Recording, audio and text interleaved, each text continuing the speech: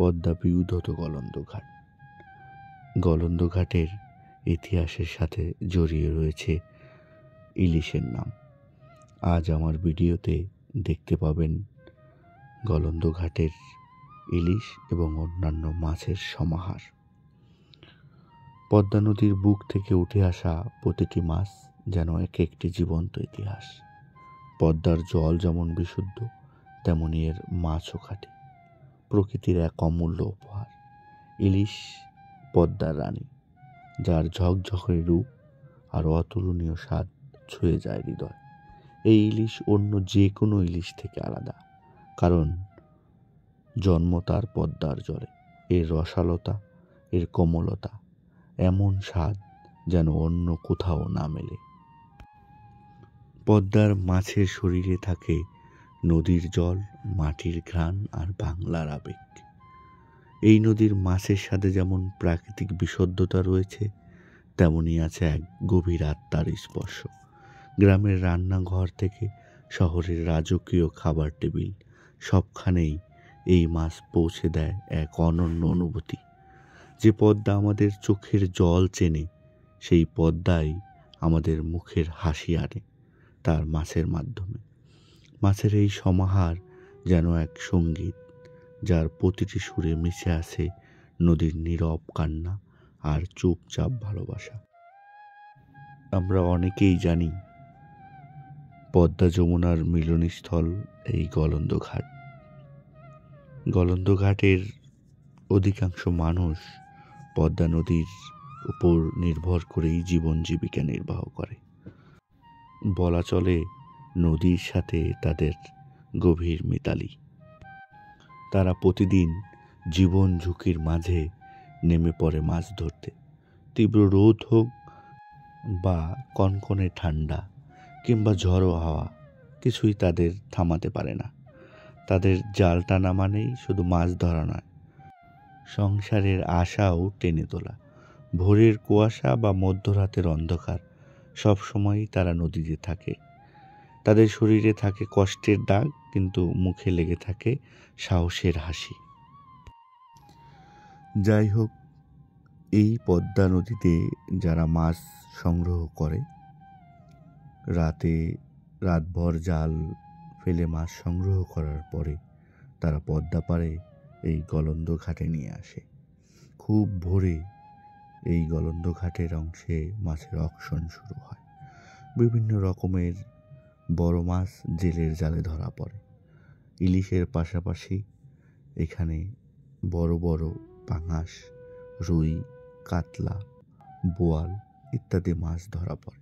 এছাড়া বিভিন্ন প্রজাতির ছোট মাছ ধরা পড়ে। এই মাছগুলো অনেক সুস্বাদু হয়। সাধারণত পদ্মার পাঙাশ খেতে যেমন মোলায়েম, তেমনি হৃদয় ছোঁয়া। যদিও চাষের পাঙাশ নিয়ে শহরের মানুষের একটি অখ্যাতি রয়েছে। পদ্মার পাঙাশ, যার সাদা মোটা শরীর, নদীর প্রশান্তির প্রতিচ্ছবি। এছাড়া পদ্মায় বোয়াল পাওয়া যায়। বোয়ালকে বলা হয় পদ্মার গর্ব। তার শক্তি, তার আকার, তার স্বাদ সবই অনন্য। এই মাছ শুধু খাদ্যই নয়, এটি সংগ্রামের প্রতীক, নদী ও জীবিকার গল্প। এছাড়া কাতলা, যার মাথা মোটা আর তেলে মাংস, রান্নার পাতেও গল্প তৈরি করে। পদ্মার কাতলা মানেই পারিবারিক উৎসবে আনন্দের ছোঁয়া। পদ্মার মাছের স্বাদ নিয়ে আলাদা করে বলবার কোনো অবকাশ নেই। একবার যার মুখে পদ্মার মাছের স্বাদ লেগেছে, পৃথিবীর অন্য কোনো স্বাদ এর পূর্ণতা পাবে না। এই নদীর মাছ যেন এক অলিখিত কবিতা, যা খেয়ে নয়, অনুভব করেই বোঝা যায়। তাজা নদীর জলে বেড়ে ওঠা এসব মাছ যেমন কোমল, তেমনি টেকসই। প্রাকৃতিক খাদ্য আর খরস্রোতা স্রোতের সংমিশ্রণে গড়ে ওঠা এই স্বাদ পৃথিবীর অন্য কোনো প্রান্তে খুঁজে পাওয়া যায় না। পদ্মার মাছের শরীরে থাকে নদীর জল, মাটির ঘ্রাণ আর বাংলার আবেগ। এ যেন রূপালী ঝিলিক নয়, এক একটি জ্যোতির্ময় রত্ন, জীবনের পাত্রে পড়লেই আলো ছড়িয়ে দেয়। গ্রামের রান্নাঘর থেকে শুরু করে শহরের রাজকীয় খাবার টেবিল, সবখানে এই মাছ পৌঁছে দেয় এক অনন্য বৈশিষ্ট্য।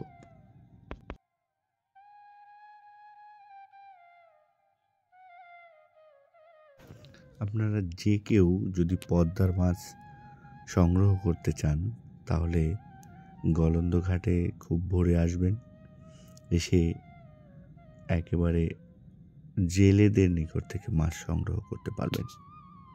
জেলেরা রাতভর নদীতে মাছ সংগ্রহ করার পর তাদের মাছ বিক্রির উদ্দেশ্যে গলন্দ ঘাটের এই পদ্মার অংশে এসে তারা কিন্তু অকশনে তাদের মাছগুলো তোলে। এরপরেও যাদের ঘাটে আসতে বা আসার সুযোগ হয়ে উঠবে না, যারা দূর প্রবাসে থাকেন, তাদের ক্ষেত্রে মাছ সংগ্রহ করার জন্য আমাদের সাথে যোগাযোগ করতে পারেন। এখানে পদ্মাপাড়ে একজন সৎ এবং মৎস্য ব্যবসায়ী রয়েছে, যিনি অনেক দিন ধরেই এই মাছের ব্যবসার সাথে জড়িত। তিনি আমার অত্যন্ত কাছের বন্ধু চান্দু মোল্লা। তিনি কিন্তু দীর্ঘ 19 বছর যাবৎ এই মাছ ব্যবসায়ের সাথে জড়িয়ে রয়েছেন।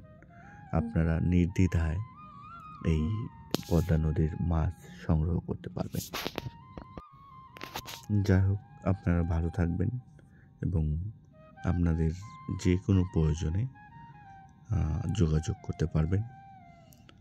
পদ্মার মাছের স্বাদের ক্ষেত্রে যে বৈশিষ্ট্যতা রয়েছে সেটি নিয়ে বলবার কিছু নেই। পদ্মার মাছ পুষ্টিগুণেও সমৃদ্ধ। এই মাছ শিশু থেকে বৃদ্ধ সব বয়সী মানুষের জন্য উপকারী। প্রাকৃতিক খাবার খেয়ে বেড়ে ওঠা এই মাছগুলো যেমন খাঁটি তেমন নির্ভেজাল। জেলেরা যখন জাল টুনে ইলিশ তোলে তখন তা শুধু খাবার হিসেবে নয়, তা তাদের আশা, স্বপ্ন সব কিছুই বলা চলে। আজকের মতো এখানেই বিদায় নিচ্ছি। ভালো থাকবেন সবাই।